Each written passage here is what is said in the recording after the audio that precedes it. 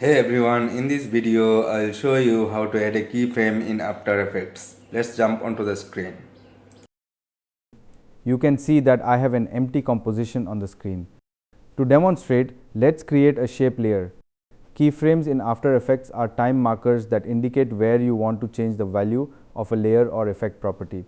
To access the keyframes, we need to expand the menus below the layer. For this example, let's expand the transform option.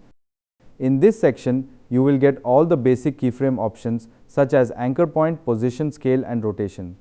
These stopwatch icons are the buttons used to add keyframes. Now to set your first keyframe, move the playhead to the point in the timeline where you want the animation to begin.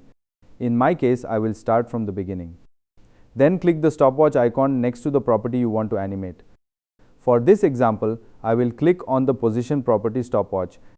This sets the initial value and creates your first keyframe. Next, move the playhead to a new location on the timeline. Now change the value of the property or drag your subject to a new spot. As soon as you adjust it, After Effects will automatically create a second keyframe. This tells After Effects to animate between the first and second keyframes. Now if I play the video, you can see that the shape moves according to the keyframes.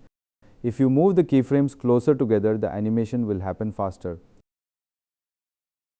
Just like this, you can add keyframes to any option that has a stopwatch icon. You just need to expand the options to access the keyframe button. And that's how you can add a keyframe in After Effects.